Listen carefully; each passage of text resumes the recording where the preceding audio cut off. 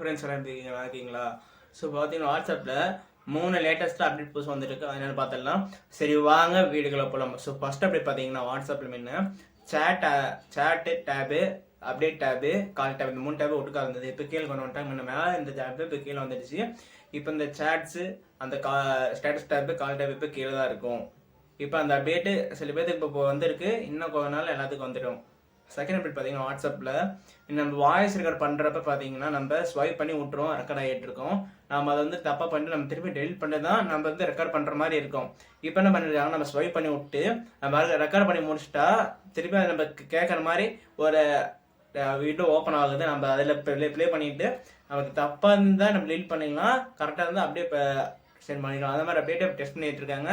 Maybe இந்த month எண்டிங்கில் உங்களுக்கு அந்த அப்டேட் வந்துடும்.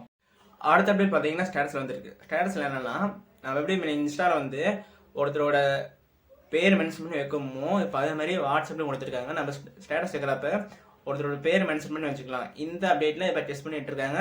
மேபி உங்களுக்கு இந்த மந்த் எண்டிங்கில் வந்தாலும் இப்போ iOS டிவைஸில் டெஸ்ட் பண்ணிட்டு இருக்காங்க.